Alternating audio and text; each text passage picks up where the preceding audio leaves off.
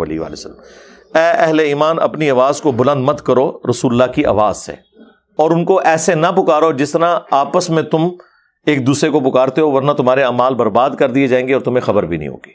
اور صحیح بخاری میں آتا ہے کہ یہ آیت مبارکہ حضرت ابو بکر اور عمر کے بارے میں نازل ہوئی جب انہوں نے غلطی سے حضور کی موجودگی میں آپس میں تلخ کلامی کی، اور راوی حدیث کہتے ہیں قریب ہے کہ اس امت کے سب سے بہترین 2 افراد برباد ہو جاتے جب انہوں نے رسول اللہ کے حضور اپنی آوازوں کو بلند کیا۔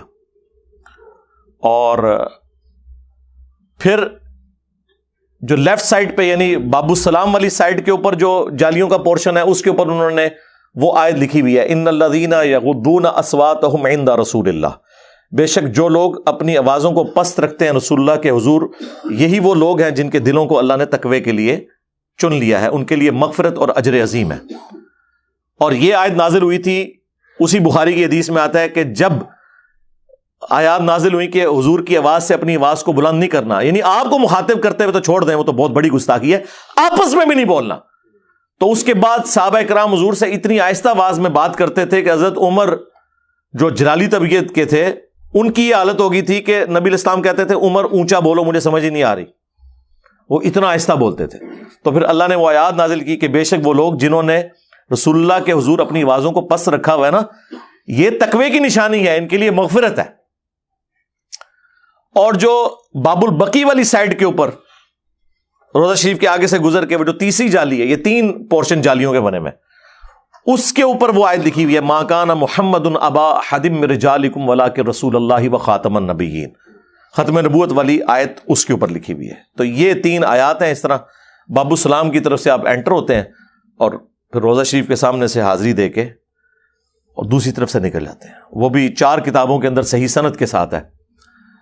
الموطا امام مالک کے اندر ہے، سنن کبریٰ البیہقی میں، المصنف ابن ابی شیبہ میں، فضل الصلاۃ علی النبی میں، کہ عبداللہ بن عمر جب بھی سفر پہ جاتے یا واپس آتے تو پہلے مسجد نبوی میں 2 نفل پڑھتے اور پھر قبر رسول پہ آ کر عرض کرتے السلام علیکہ یا رسول اللہ، اور پھر حضرت ابوبکر کی قبر کے سامنے السلام علیکہ یا ابا بکر، السلام علیکہ یا عمر، اور ایک روایت میں السلام علیکہ یا ابتا، اے میرے باپ آپ پر سلام ہو۔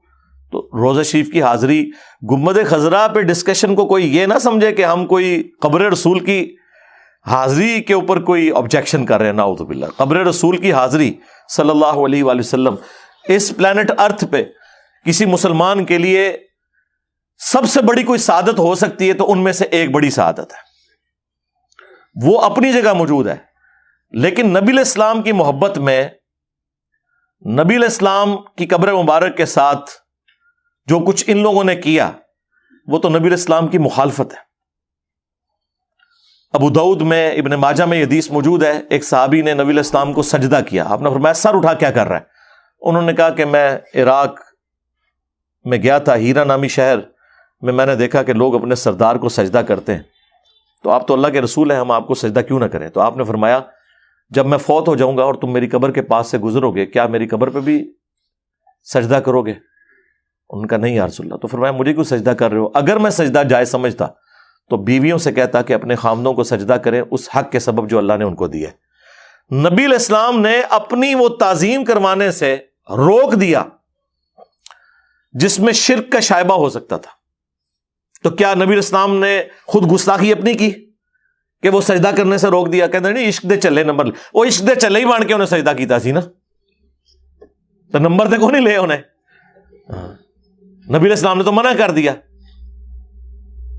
تو اپنے جذبات کو عشق کا نام نہ دیں، عشق وہ ہے جو اللہ اور اس کے محبوب علیہ السلام کی باؤنڈریز کے اندر اندر ہوگا۔ جہاں پہ نبی علیہ السلام کی تعلیمات سے کوئی چیز ٹکرائے گی تو وہ آپ جتنی مرضی اس کو عشق کی داستان بنا کے پیش کریں، ہم اسے ماننے کے لیے تیار نہیں ہیں۔ ہم اس شخص کی بات مانیں جس کی قبر مدینے میں ہے، یا اس شخص کی بات مانیں کہ جو پتہ نہیں ہے بھی ہے کہ نہیں، اور یہاں دفنا کے آپ لوگوں نے اس کے اوپر مزارات بنائے ہوئے ہیں۔ اور الٹا ان لوگوں نے عزتیں اللہ اور اس کے رسول کے نام کے اوپر ویل کی ہوئی ہیں اور تعلیمات انہوں نے اپنی بتائی ہیں آپ کو۔ تو ہمارا تو جی اعلان جنگ ہے، اعلان جہاد ہے اس پورے سسٹم کے خلاف جس میں رسول اللہ صلی اللہ علیہ وآلہ وسلم کا نام یوز کر کے ان لوگوں نے اپنے بابوں کی تعلیمات آپ کو بتائی ہیں، کیونکہ یہ صرف آپ کی دنیا نہیں برباد کر رہے، دنیا برباد کی. آپ سوچے ہوں گے دنیا کیسے برباد کی ہے؟ جی آپ سے چندے کھائے ہیں, موقع ملتا ہے تو آپ کی بچیاں بھی ہتھیا کے لے جاتے ہیں, کوئی موقع نہیں جانے دیتے, اور آخرت تو انہوں نے آپ کی برباد کر دی ہے. تو جتنا بڑا انہوں نے جرم کیا ہے نا, تو اس کے خلاف پھر بلا بھی اتنی بڑی آنی چاہیے. ہاں یہ بات ہے.